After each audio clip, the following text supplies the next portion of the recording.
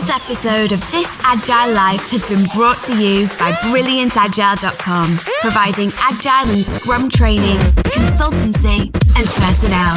BrilliantAgile.com. Done right, it's brilliant.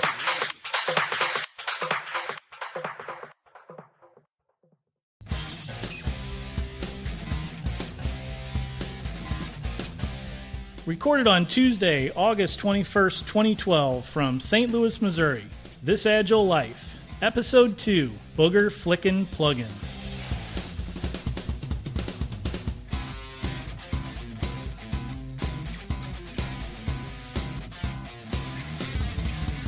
Welcome to This Agile Life, a podcast about what it's like to be agile in the real world. Joining me today are my co-hosts, Nate Mackey. How you doing, Nate? Doing great. Thanks, John. Wonderful. And our other co-host, Mr. Jason Tice. Jason, how are you doing today? I'm alive. It's great to be here, That's John. the best you can say? Okay, well, thank you. I've been told by a few others that I'm a little fired up. All right. Well, that'll be perfect Oh, no, he didn't say it. Yeah, but I guess he did. That'll be perfect for today's show. Hopefully you're fired up from your presentation at Agile 2012. Jason, how'd that go? Could there be a correlation, John? I think there could be. I think there might be. So I'll share it went well. And we, I'd say actually from a metrics perspective, which of course it was a very much a metrics themed talk, talking about business process management and Six Sigma. And Amos can't join us tonight, but the joke to Amos is, guess what? I went to an Agile conference. I talked about Six Sigma, and I did not get killed. Had about 40 people there, and obviously had a lot of content to cover. So got some great feedback about some people received some effective information they can use. Got some other feedback about just ways to improve the presentation going forward. I'm sure we wish to do that. And kind of my overall assessment was it was very much what I call a boutique talk. Obviously, if you go to an Agile conference, Does that mean there weren't a lot of people there? 40 people there. I think that's the euphemism, Nate. It surprised me. I'll share because it became very evident to me as on the first and second day of the conference, and my talk was on the third day. I was like, okay, it takes a special person to come to a week-long Agile conference and decide to take a portion of their time and go talk about something like Six Sigma. And what we discovered is quite a few people who were in the talk have a lot of the same problem sets that I've supported where, okay, you want to do Agile, you're trying to figure that out, and at the same time, your organization is doing some level of something like, say, Six Sigma, and there's all these questions. How do they line up? So got really good feedback that people enjoyed the discussion, and in the future, we'll talk about how to refine that concept. One of the other things that came out of the conference, and something we're going to talk about a little bit later in the podcast this evening, is just what it means to really be professional. And Bob Martin gave a great talk. We'll talk about that in a moment. But just realize that even when you're done in life, if you're truly practicing a craft, realize that there's always room for improvement.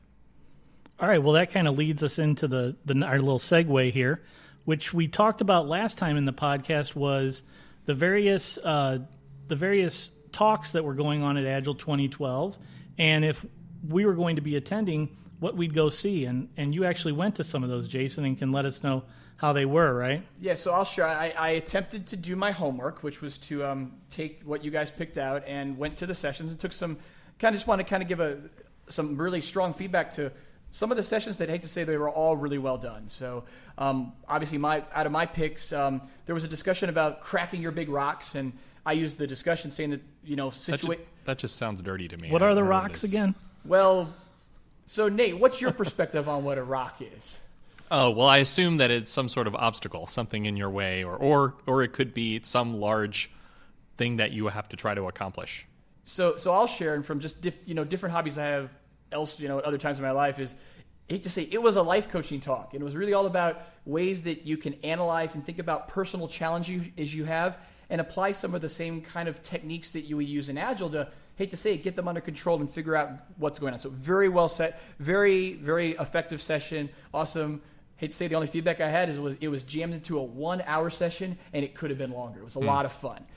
From John's picks last week, John put a plug-in out to Bob Martin talking about professionalism. I remember I had questions, and Amos had questions about what kind of professionalism he was going to talk about. Hate to say it, he talked about software craftsmanship and some of the things it means to do software craftsmanship. Really, really effective, great talk, and we're going to dive into some of those details in just a moment. Cool. And lastly, from Amos picked out a talk called Badass Double Loop Learning, and talked about it was all about learning. And I hate to say, that was an awesome workshop. It was actually 3 hours of we doing a simulation and talking about ways to give more effective feedback to your colleagues. So whereby if you have thoughts about things they can do to improve, since there's always room for improvement, how you can make your feedback be better received and effectively don't give off nonverbal cues whereby you're passing judgment, whereby your feedback you give might not be well received by the person you're giving the feedback to. So yeah, that's a good topic. I mean, that's something that we struggle with, I know, a lot. With you've got this group of people that work so closely together, and yet it's sometimes hard to clear the elephants out of the room, the kinds of things that people are doing that are obstructing productivity or causing them to be a bad pair, as we talked about a couple episodes ago. That how do you tell them those things? How do you give them that feedback? And I think we've been looking for good structures for that. So sure. And there was a technique. I mean, the thing that I'll share is a lot of times it's so hard, and I can't tell. This came up 8 times today for me, that you might have an opinion, but you should hold your opinion back and kind of get other people's perspectives, especially if you know you have a strong opinion or you have a strong personality, because the second you open the door and say, I think you should do this, hate to say it, game over. Any other chance of getting feedback is, hate to say, overcome by events. So really effective, very effective, great idea. And who was the presenter? Do you remember who the presenter was on that one? I don't have it in my notes. Were they pitching a book or anything? No, they were not. And actually, that was one thing that was also again really cool about that session was it was a mashup, and they actually had someone from healthcare. And so they talked about, and they actually showed some videos from a healthcare institution where they showed a resident giving some patient diagnostic information back to a parent of a young patient. And they talked about, they actually had an attending physician kind of come in and then give that young resident feedback using these 2 techniques. What made that very effective, and kind of one of the things where Agile might be going, and there was a lot of discussion at the conference about this, is thinking about Agile in other areas than software development. We talked about that briefly in our last episode, but there was a lot of discussion there. At the end of the conference, they had the Wikispeed guys there. They actually had the new Wikispeed car there that's really awesome. And if just as a follow-up for the audience, if you've never Googled Team Wikispeed and learned what that story is, that's a cool story and something that, hate to say, we'll throw it in our backlog for something to do as a future discussion topic. So Jason, when I haven't been to the Agile conference since 2008, and when I was there, it's grown. Yes, well, it was already pretty big. When I was there, it seemed like it was dominated by a lot of large corporate groups who were just getting into Scrum and wanted to know more about how to make Scrum work for them.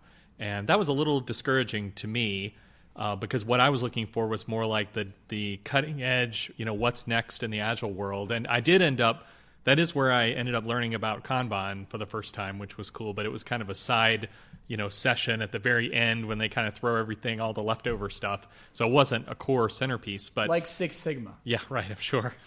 So I was just wondering, did you get a feel for the crowd, the kind of people that were there, and what it was mainly made up of? So just to put a plug in for what I think is going to be our next episode is I took on a creative project after going to the conference and started to write this big kind of talking points memo of all my thoughts. And one of the ones that I keyed on and is buried in a very long talking points memo that we're going to make a little bit more lean to embrace some Six Sigma is this notion of some of the what I'm going to call low impact discussions in the industry right now. So right now there's a lot of discussions that I kind of observed talking about, semantics and Scrum versus Agile or Agile versus Scrum and, why do Agile practitioners think that Scrum is a 4-letter word? I don't really see impact coming from those discussions, and there's bigger problems that need to be solved out there in the space.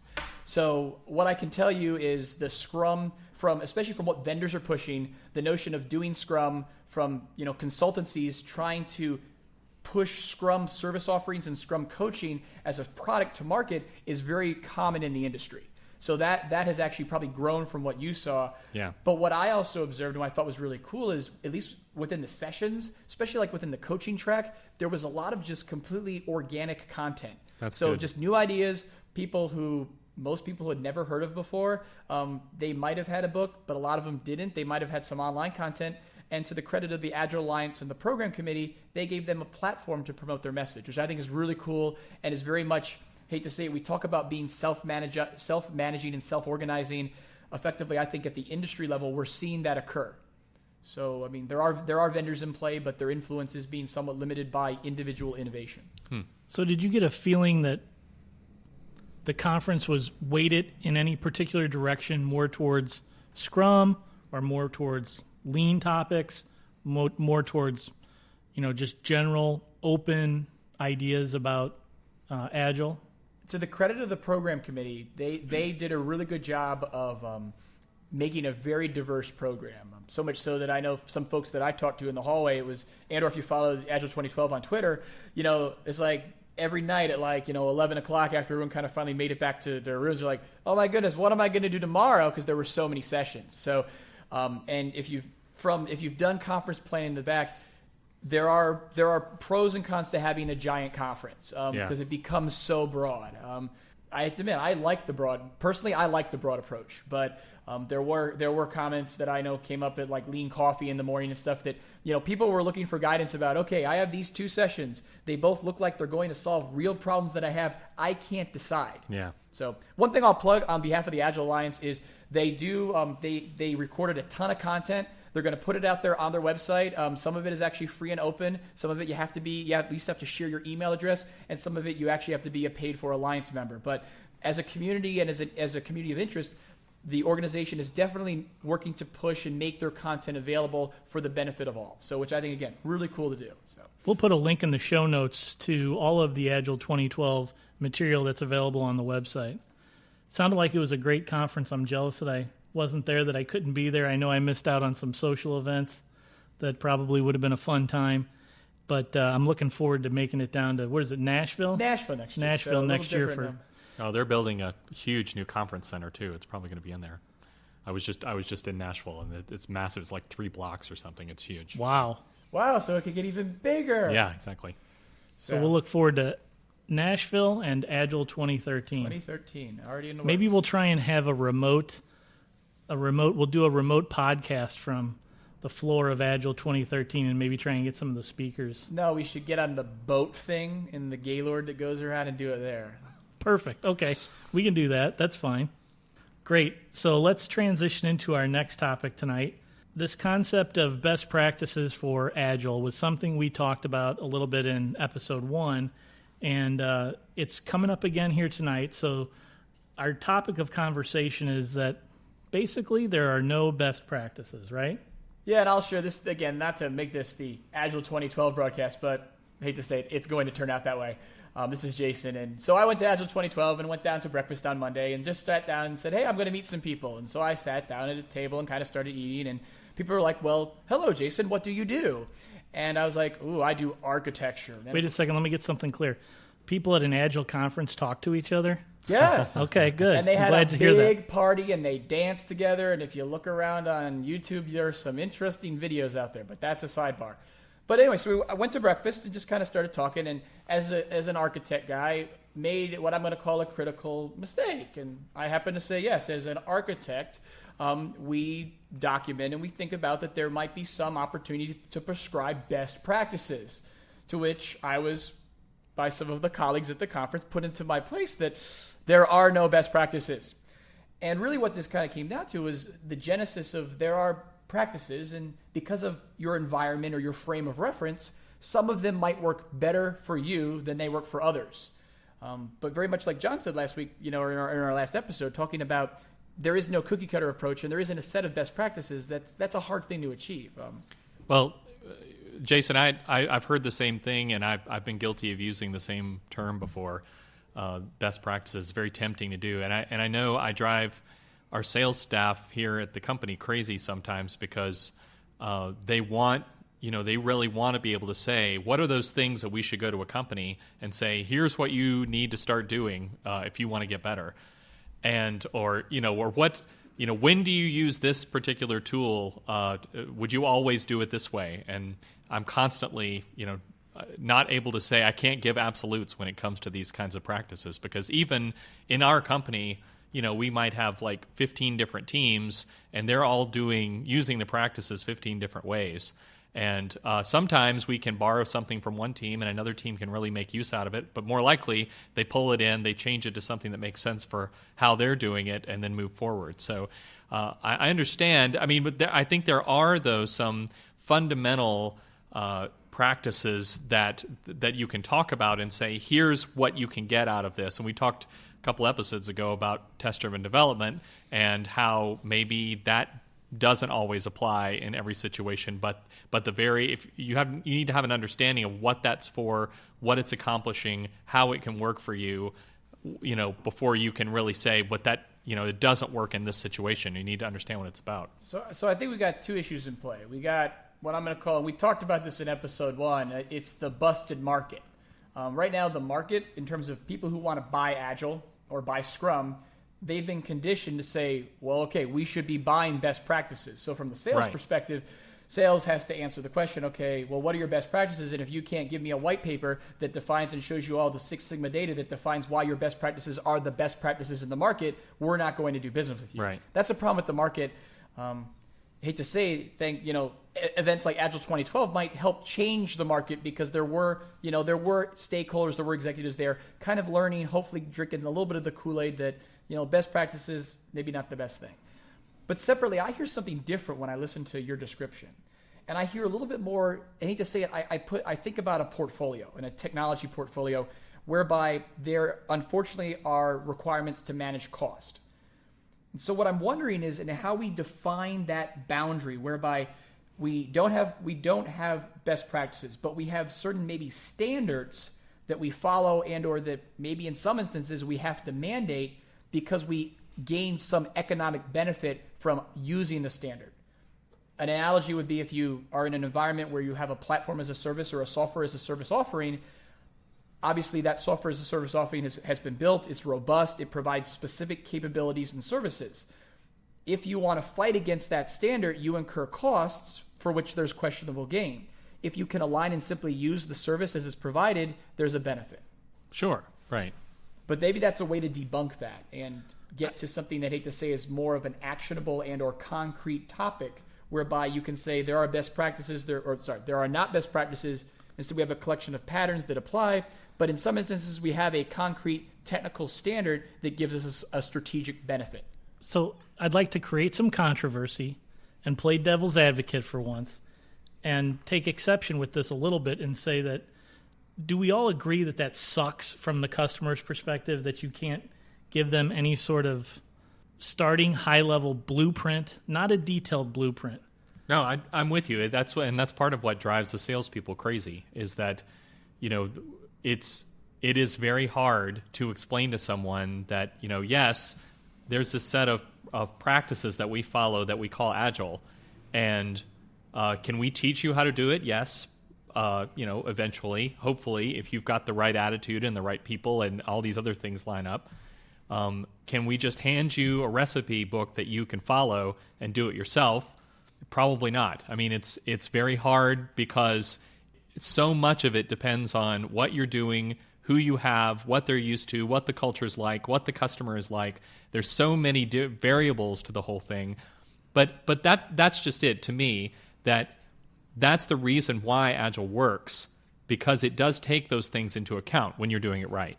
And the reason Waterfall did not work for a lot of places is that it was too structured. It had all of these steps that you would follow, and you would not move on to the next step until you had finished.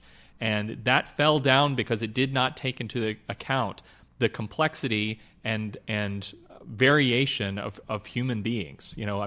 Getting really existential here, but this is part of the problem. If we want to be able to build something and be effective, we have to take into account that people are not machines, and they are different, and they have emotional issues, and they have differences in background that change the way that they act. And you've got to be able to adjust to that. There's every company we work with has some kind of history that has come before we come to them, and we can't ignore that. We can't just say, well, it doesn't matter what you've done in the past. here's this set of stuff that will work. You have to understand what those things are. And so it gets really squishy and it gets really touchy-feely trying to do Agile right. And that is very...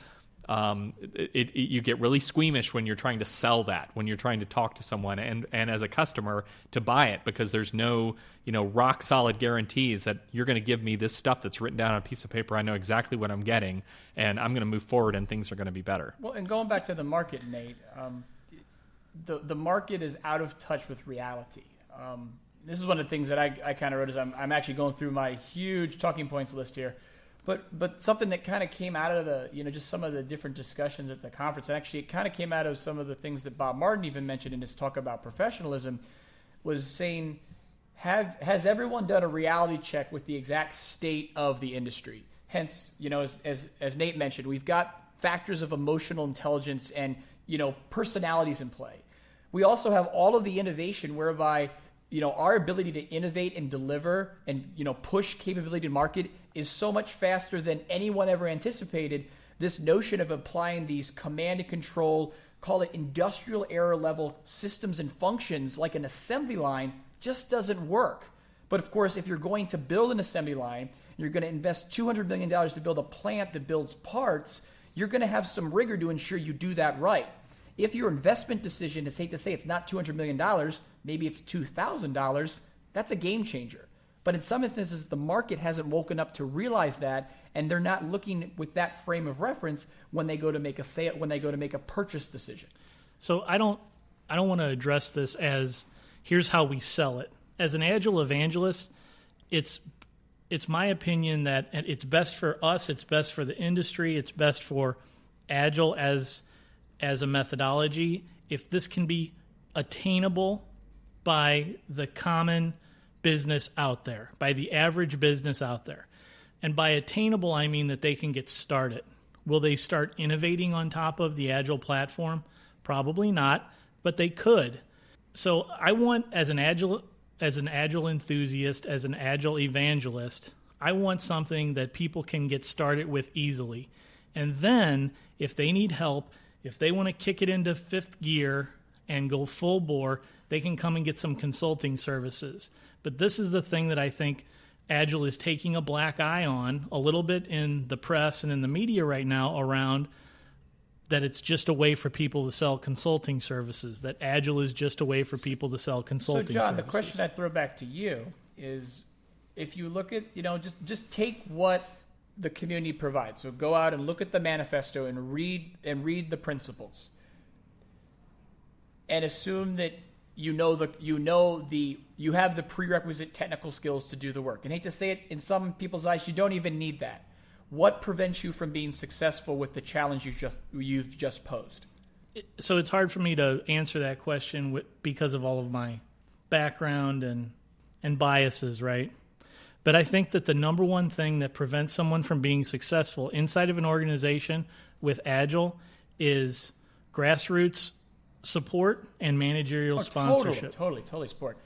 I'm just going by so you're not saying that there's a knowledge gap, because I think, to the credit of the folks that got together back in 2001 and signed the manifesto, that's great stuff. I mean, that's completely, I think, actionable. And I hate to say it, as someone who's doing architecture, that's a great example of what architecture could and should be. Wait, what is? I'm sorry. The notion of how the manifesto is envisioned, in the sense that we're not going to tell you, you must have this rigorous process and do X, Y, and Z in this order to be successful. We're going to say, here are these, hate to say it, there are these very high-level criteria and just kind of guidance, and then allow the people doing the work who know the details of the specific problem at hand, and then allow them to figure in the details to be successful. Yeah, I mean, I see what you're saying, and I think you're right to some degree, but I would argue that the Agile Manifesto is a little bit too broad to be actionable in and of itself. It gives you some guidelines, like you said, and I think it's helpful, but you really need to live it on some level and understand what it really means to be able to even make good choices about people over process. You talk about people over process, but you can't obviously go to the extreme with that. You can't have anarchy. You've got to have some level of process. So where do you start and stop that? So, I see what you're saying. I just don't think you can take the Agile Manifesto and march away with it and say, okay, this is a good starting point, let's move. John, to your point earlier about really wanting something that just about anybody can do, that's one of the things I like about Kanban and the principles of Kanban is that no matter what you're doing, really, no matter how you're doing it, even if you're doing waterfall, you can take a Kanban board as a tool, and this is the closest thing to a best practice. You can take that and you can use it at least to see what's going on. You can visualize it and you can change it and you can make it work to fit how your process is going to work. And that's what I love about it is it's a basic and simple tool, but it gives you so much freedom to decide exactly what it looks like and how it works. And not everybody uses it to its optimal benefit, and I've absolutely seen it abused and not understood.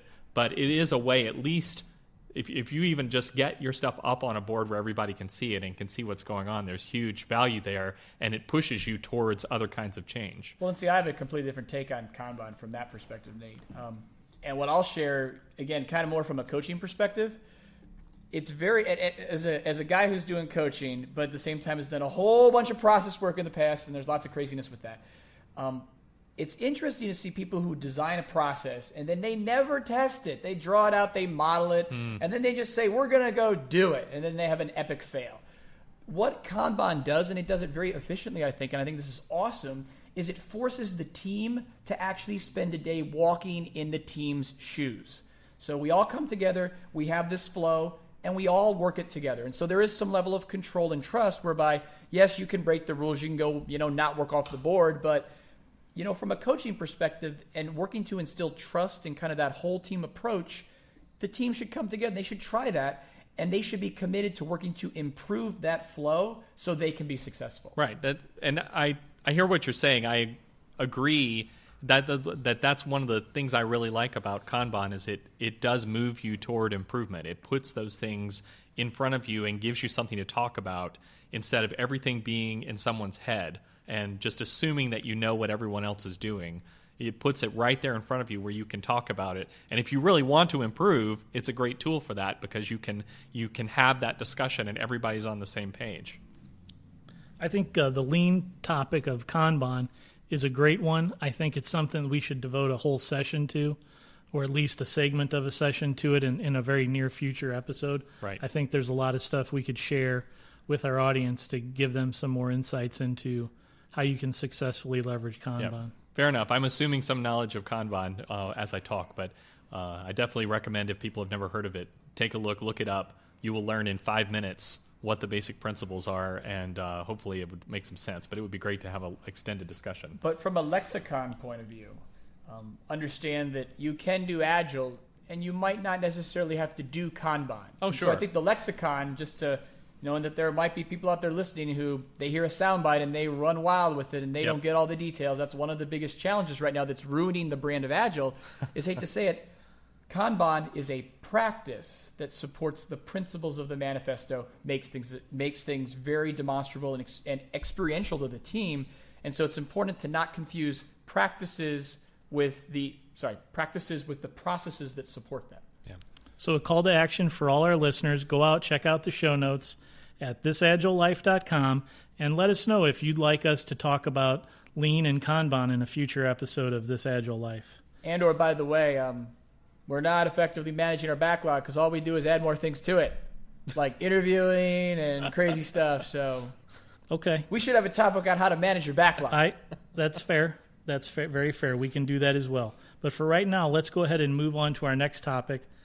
The topic about Bob Martin's professionalism talk. Again, something we've referenced in episode 1 and something we talked about at the beginning of the show. But we wanted to specifically talk about a few points that he talked about in his talk at Agile 2012 on both craftsmanship and code coverage. As I mentioned when I pointed this talk out looking at the Agile 2012 schedule of the last show, I mentioned that Uncle Bob, as he's very commonly referred to in the industry, that Uncle Bob has written a series of articles on software craftsmanship over the years, and I knew that would be something that he would focus on in his talk. So, Jason, what did you take away from Uncle Bob's talk regarding craftsmanship? So I took away, and actually I can read portions of my talking points. He's going to get that in I'm one way or going to another. get the talking points in. Nady's going to get that in one way or another. He was. The talking points are just those who claim to be Agile practitioners to embrace the necessary elements of the Agile Manifesto to be successful. That was kind of Bob Martin's call to action.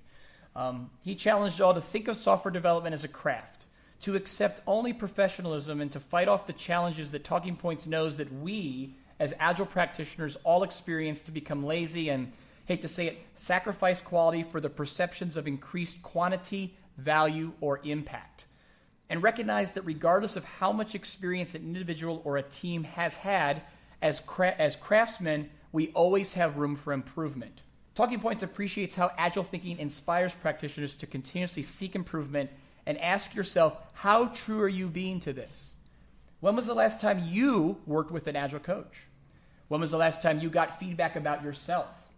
When was the last time you or your team got feedback from someone who mattered? What do your team, your customers, or whoever you interface think about you and what you're doing? What are you working to improve right now?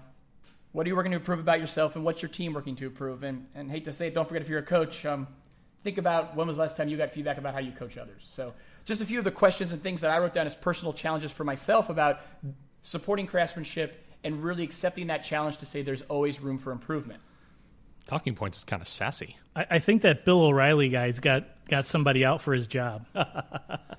So someone tweet this up with Bill O'Reilly, and we can all take a trip to New York and go be on the show. But what television channel is he on? I don't really watch Fox, television. So, and as a complete sidebar, lightning talk. So having done broadcasting before, take his views out of the equation. He is an awesome broadcaster, and he's highly effective at what he does. I accept that. He's a good pattern to follow. So Bob Martin, craftsmanship, in a nutshell, what he's saying is that it's not just something you can learn from rote out of a book, and that it applies at all levels of your expertise, for beginners all the way up to someone that's an expert, that you should always be looking for ways to improve. The thing that I always liked about Uncle Bob's conversations about craftsmanship was the mentoring side of things, kind of equating it to the apprentice programs that many trades have, right? Yeah. Where someone comes in, they get a mentor, they get somebody who's more senior in the organization and starts to mentor them, works with them side by side as a sounding board for them, advances them. And I think it's very important for all of us to consider having mentors or life coaches throughout the entire arc of our career, not just that you need them when you're but a to beginner. be fair, I hate to say it, and something that's near and dear to I think everyone in this room right now, XP messed that up. Because why? XP, thou shalt pair, thou shalt make fun little metrics to track pairing like pyramids, and have egg timers that say thou shalt change. And at least in many environments, not all, and so I guess this is a call to action for everyone. Pairing is not mentoring. It can be in some instances, but people say, "Oh, our people pair together," and there's this assumption that they will be mentored and they will get better. What's completely lost in that exchange is that mentoring takes a whole bunch of trust and kind of emotional elements that an average pairing session may or may not facilitate. Yeah, so let's agree on one thing. Pairing is not mentoring. Mentoring is not pairing. I will happily take that as a standard definition, John. And that's an axiom. Yeah, let's call it an axiom. But knowing that we got people, there are people, and I met people at Agile 2012 that said, well, how do you get new people in your team? I mean, there was a completely very abstract session. It was presented by a little company out of Michigan called they're inspired by New Jersey, but they're in Michigan. They're called Menlo Consulting or Menlo Solutions, and they did this whole thing on Agile or extreme interviewing, and they completely took the interviewing process and they turned it upside down. It was really cool, but in that there's this challenge. How do you get more people that know how to do the stuff that we know how to do? So this notion is, okay, you show up, you just kind of start working, and what's lost in that exchange, and what I've observed is that there's a lot of things that need to be in place, from the role of the coach, kind of the role of the team leadership, and even the role of the organization for that knowledge transfer to be successful. If you just kind of do a mashup and say, okay, everyone go figure this stuff out, you'll get an outcome, but it won't necessarily be optimal. So do you institutionalize mentoring somehow in an organization? I understand what you're saying. I somewhat disagree with just flat out saying pairing is not mentoring, because I think it can be. It can support it. Right. And it could be some element of it. It's not all of it. Understood. It's not sufficient for the full mentoring mentee experience. But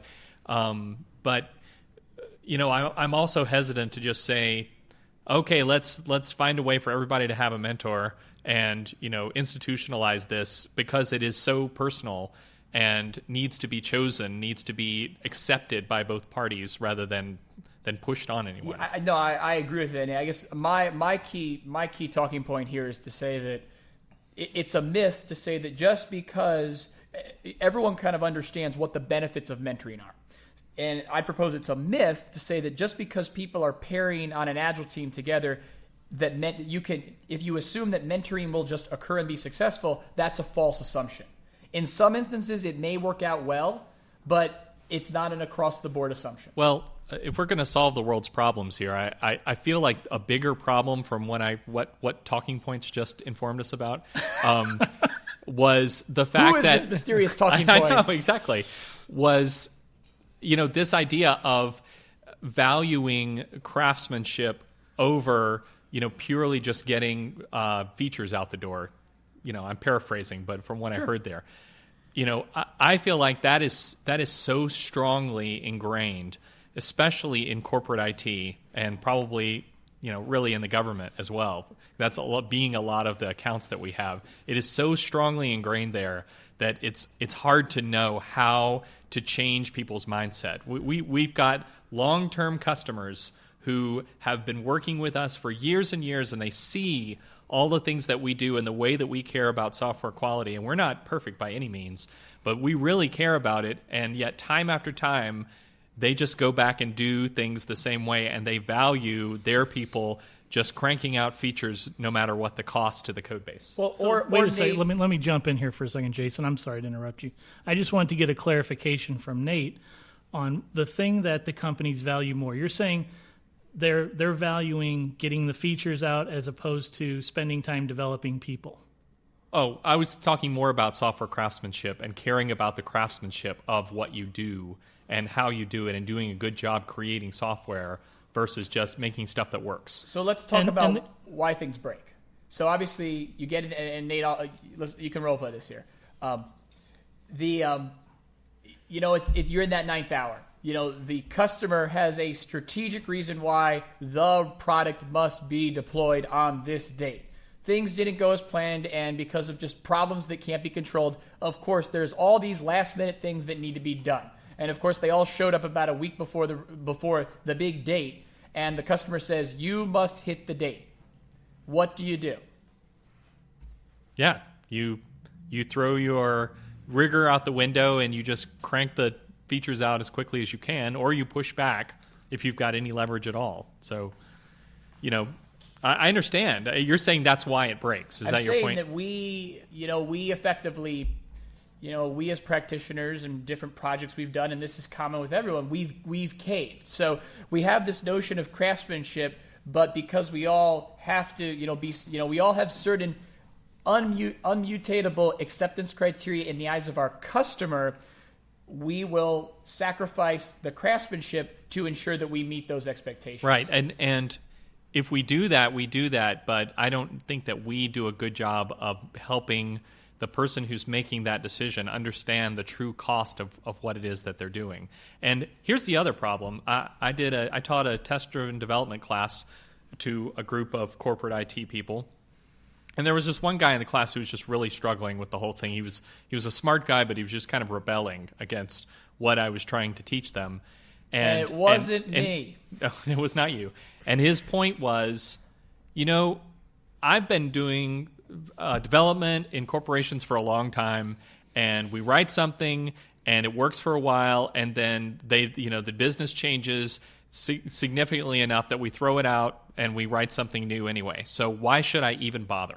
If I'm just going to rewrite it in 3 to 5 years, why should I even bother making this a good quality product? And I feel like that is that's probably ingrained in a lot of these corporate IT people who don't really see the value of trying to do a good job because somebody's just going to throw this away eventually anyway. So well, and at that note, I mean, from the portfolio perspective, a lot of the old school, and I call them old school because they're based on waterfall. A lot of the old school models about the models about how you maintain and sustain a large-scale software shop over time are just flawed, and they're not reflective of what they should be. So effectively, those models, given the control that software and craftsmanship and Agile provides, they could be a lot leaner than they are. So, IT portfolio managers have this perception that, okay, if I have this program operating, I have to spend so much to sustain it. That, I hate to say, promotes that mindset that Nate mentioned of we're going to rebuild it every few years because that system's online and we just have to reinvest. My takeaway from listening to Mr. Martin talk is that, hate to say, you shouldn't have that model. You should assume that one day the project will end, and so you should work to maintain the code as clean and as effective as possible so that effectively, if they say, you know what, that application is fine, it's stable, it meets our requirements, the sustainment budget for it should be zero, at least in terms of developer costs. I mean, there's going to be operations costs, but we shouldn't need to have a developer on standby to fix a bug because we have confidence that our code works. Let's not forget that there's a ton of legacy systems that just run every day. They just run. Yep. So there's also that to consider from this person, Nate, that you were teaching, his comment about, well, the company's just going to throw it away. Maybe the company's throwing it away because you're creating a shitty product, and you need to start thinking about that. Oh, now you've done it. Now we have to put an explicit tag on our podcast. Do we have to put an explicit tag on this, Lee, since I said shitty? Lee says 2 no. 2 weeks in a row. Woo! Okay. Lee said no. Oh, that's true. I think Amos dropped the F-bomb in the last episode. Yes, he did. Okay, I think we've probably beat that horse to death. Let's move on to our next topic for the evening, which is, well, we were going to talk a little bit about code coverage. Code coverage. And this was also a topic in Uncle Bob's conversation, and he said something relatively insightful, didn't he, Jason? So his insightful to me, and this is a real life challenge where we've seen this gone all over the place. He said that a project should have 100% test coverage.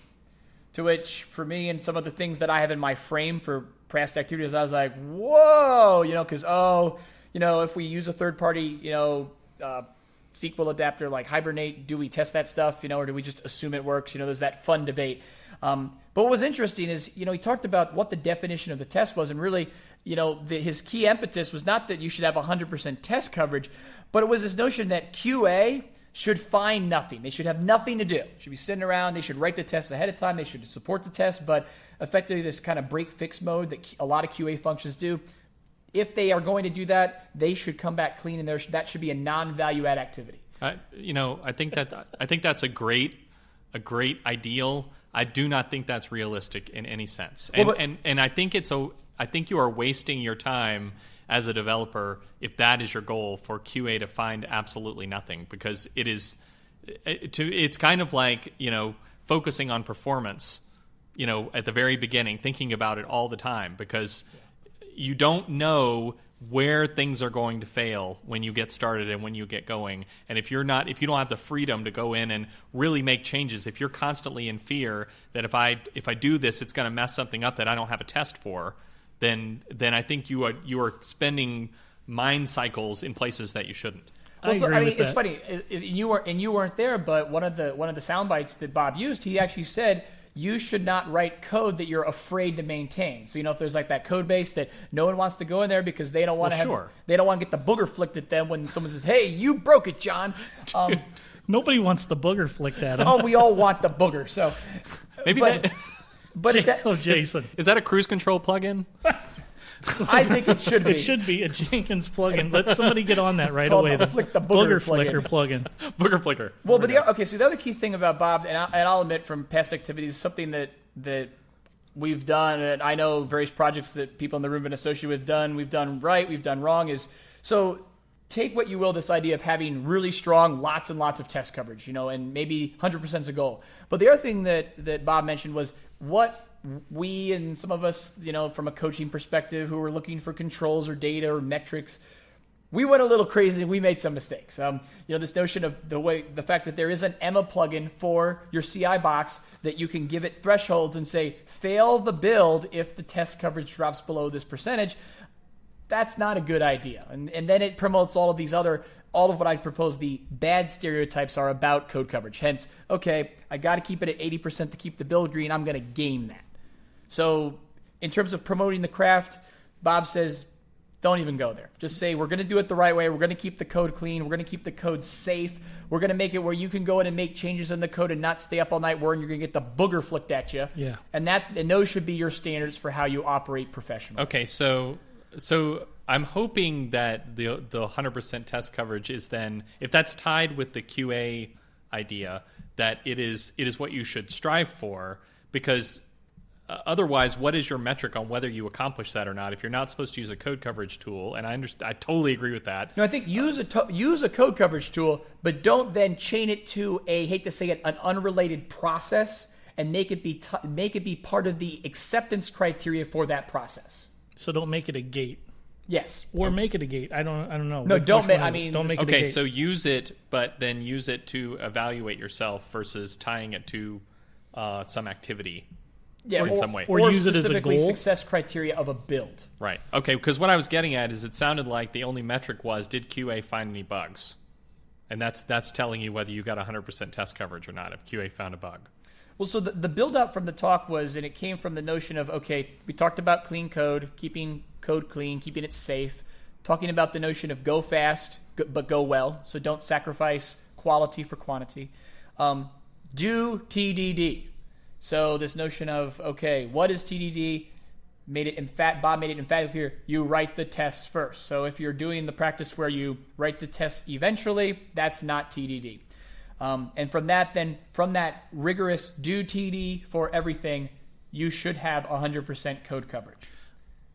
So I don't think so.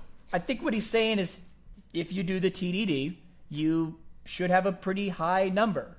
Maybe it's easier with some other languages, but there are things in Java that you just can't easily get to with code coverage. So I'm okay with putting out there just throw one out there. Crazy exception conditions. So I define an exception. So again, is it worth me testing every exception condition? We could debate this for a long time. We don't have to tonight, but I think that you don't want to debate coding with an architecture guy. Come on, let's go. It's more important. It's not important for me to test every getter and setter, and that would get me also to 100%. And there's lots of ways for me to gain test coverage so that I can show you 100% just to get the build to pass or whatever the gate is. I think it's more important to test the things that are likely to break or that are more likely to break. And from a QA perspective, I think the things that you don't want to happen in QA, or you don't want them to have things that are just flat out never worked in the first place. Those sort of bugs. I think those are the things that he's saying, don't let those things get to QA. I think QA has a purpose. I think the purpose of QA is to get more of the problems that are with the way it integrates with the business process flow that the end users have, or with usability. Yeah, well, to me, there's an ideal role for QA. Ideally, QA should be writing or significantly helping with writing the automated test suite that you're going to use that represents customer interaction with your application. And that should be generally main happy path stuff, maybe some primary types of errors that you'll run into. You don't want to go crazy with your UAT level, or you will drive yourself mad. But that should be just the basic goals that they give the developers acceptance criteria to work from, and then become part of your test suite. And then they should be doing the crazy stuff that no one would ever think of. And that's for the people who really love doing QA. That's their bread and butter. That is the thing they love to do, is get in there and just break the thing in some crazy way that no one ever thought possible. And that only humans can do that.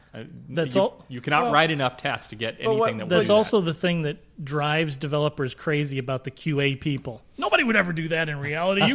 Nobody would put all those characters in there, But John, so I want to call you out, because before we call me out, baby. So before we started tonight, you talked about you were doing some survey on like Toyota Production System, and effectively if you know that mantra, it's all about defect proofing your manufacturing process. Right. So the thing I got from Bob's talk, and really talking about paying impeccable attention to detail, was this notion that let's effectively defect-proof our software development process. And hate to say it, in some instances we might have to do some things which seem questionable, and or we have to test getters and setters, which seem, again, I know that's a weird one, and I'm getting the sign over here that that's a dumb idea. But the rigor of that process will definitely support that ultimate goal of having that stable code base. I think, and what it takes out of the equation is all of the wishy-washiness or emotional decisions that can be made where John thinks that's important to the customer, so John tested it. Nate worked on that story. Nate said, it's a back-end story. It doesn't matter. It doesn't touch the customer. And he didn't elect to test it. It gets all that out of the equation, and it says you will test it, and it gives a team kind of a standard by which everyone has to play by the same set of rules to achieve the same intended outcome. So let's assume developers can't make good decisions and just force them to do the same thing every time. No. And I don't necessarily agree that... So Toyota does strive for zero defects. And they do some weird things to do that for which there's questions about if it's valuable, but... Yeah, and they also realize that perfection is a journey and not a destination. They realize that they're never going to be 100% perfect. But the fact that they're striving to attain that perfection that's their mantra. Strive to attain the perfection. We realize that as human beings, we are never going to get there. And I think we can do that too, but I don't think we should focus on the things that can't possibly break and just cover them with tests like getters and setters. Well, I hate to rehash all the stuff we talked about a couple episodes ago about test-driven development too, but I think there are cases where it does not make sense. You need to know what you're doing. You need to be intelligent. And jumping into the whole Toyota thing again, I may be completely wrong, but my sense is that Toyota doesn't solve zero defects by having 50 inspectors inspect every single thing that someone did, because that's the way you can fix it. They make sure that whatever's causing the problem gets fixed at the source and at the root, and they don't do any more than that. So You're not just throwing process at it to make sure there are no defects. You're getting at the root cause, and you're fixing that when it's needed. And I think test-driven development is a tool that you should not just use like a hammer or a steamroller. It should be applied in the places that it makes sense. And yes, you're going to make some mistakes, and then you learn from that, and you look, here's a new place we need to apply our automated tests, and you move forward there. So yeah, the old adage is you can't test quality into a product. So right. it from the QA perspective, I agree with having QA people there to do some of the crazy stuff, help define what the stories are. But I also like the whole team approach, and I would love it to have a situation where there were no QA people because everyone played that role. Everyone was capable of playing that role. Or the QA person, maybe the person was a specialized developer that also had QA capabilities, so they could develop when QA stuff was in a lull, or focus on QA when there was a spike in QA stuff. But I really like having the whole team approach to. Well, I think that's an ideal to everybody does QA. I think QA people have a particular skill set and mindset that makes them good at what they do and makes them enjoy it. And it's not the same one that developers have. Doesn't make it better, doesn't make it, one over the other. It means this is different people are good at different things. And so we try to embrace that. So let me take one other kind of, and maybe a kind of a closing spin up. Jason wants the last word. I mean, Talking Points wants the last word. Think about, well, and this comes for those who might have went to Agile 2012 and how the Agile 2012 Program Committee chose to spin everyone up for the end of the conference by having the Wikispeed guys come out at the very, very end as the last keynote and the last day of the conference, the session that half the people had to leave for because they had to run to the airport, and probably one of the best sessions at the conference because it talked about where Agile's going and how that, their Team Wikispeed's taking Agile elements and lean processes and they're putting them into automotive manufacturing, probably one of the least lean things out there. And so the question back to QA I throw is, are there parts of something else, like say a car, that you don't have to test? So we apply our same discussion about getters and setters, and we don't need to test them because they're not important. We're building a car that you're going to get in the car, Nate, and you're going to drive down the highway to go home tonight. Does every single part of that car need to be tested? I don't know enough about cars to say definitively, but I would guess that if a cup holder holds a cup, you probably don't need to test it. If it's the right shape, you're probably good. Well, I'll share. Maybe that's... Do I need to test the visibility of the front windshield? You need to test that, but you need to test if you crash into a truck, you're not going to implode. So I think, the thing I'll offer out there is that, I'll take the homework item to say, hate to say it, I thought the Wikispeed talk was cool. I'd heard a little bit about Wikispeed, but it was really cool to actually hear him talk, see the car, say, holy crap, that thing's real. It's not like this mysterious thing on the internet. I'm sure they got some stuff out there about how they do that and effectively how they manage their test costs, because what we're talking about is a cost decision. It makes no sense to invest in tests that effectively add no value. How they manage that. And I think your cup holder example was great, so I didn't know you were going to come up with that one, Mr. Whitty. If you have a machine that makes something perfectly every time, and you can establish that it makes it perfectly every time, then you stop needing to test it. But what about integration? So the cup holder got put in the, in the... That's different. That's different. Well, but I need to test that. You don't need to test that the machine that makes perfect pieces produces. You don't need to test that piece. Right. You might need to test the human, the integration that happened by the human that bolted the thing on. I thought integration was supposed to be automated and continuous. Okay. It's harder when it's a car. I'm calling time. I am calling We're beating time. this into the ground. No, Agile is taking over the world. Okay, yes, agreed. But you don't get to use that to beat us over the head with your I will look into point. the Wikispeed thing. I didn't know about that. Wikispeed is a neat. If you haven't looked and spend some time, watch this stuff on YouTube. It's really cool. It's also been on Discovery and stuff out there. So we had another topic to discuss today. We're not going to get to it. We're just about out of time. So I would like to thank some really important people that helped make this show possible. First, Adam Axe, a guy that we work with here. He's graciously donated a number of the microphones and microphone stands and the mixers that we use. Thanks, Adam, for letting us use your equipment. I'd also like to thank Dr. Lee McCauley, a guy who's nice enough to let me call him Lee. He's our audio engineer and just an all-around nice guy, and he volunteers his time to help do the audio engineering for the show and all our post-production. So thanks, Lee. And, of course, I'd like to thank my co-hosts that are here today, Jason Tice. Where can people find out more about the things that you do, Jason? So we've had some process improvements since last time. We're in the spirit of Agile 2012, and notice that I got on Twitter. So you can follow me on Twitter at Tice Thoughts. That's TICETHOUGHTS. And I think I've tweeted 3 times, so I can improve that. By the way, yes, you can. Lean Coffee at Agile Conference is awesome. Use it. Funness. If you don't know what it is, look it up online. Google it. Can you learn everything you need to know about it in 5 minutes on the internet? Like Six Sigma. The Maic. I'm going to propose, yes, and for those of you that don't know the context, once upon a time, Mr. Sextro said that you could learn everything you needed to know about Six Sigma in 5 minutes from Wikipedia. Not Six Sigma. But Maic. Well, Maic. Close enough.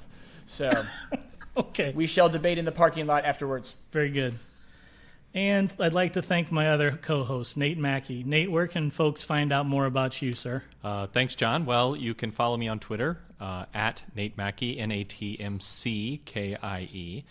And also, you can probably go look at asynchrony.com and blog.asolutions.com. Asynchrony is where we all work, and we have all occasionally posted on the blog, and you can read our stuff there.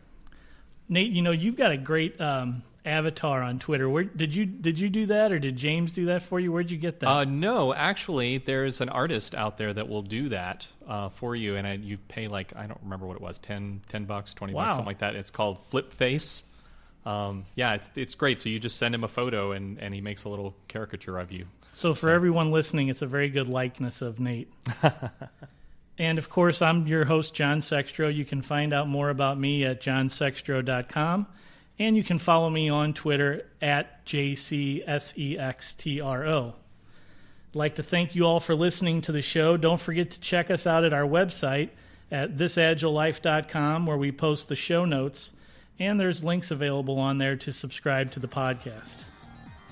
Thanks, and have a great day.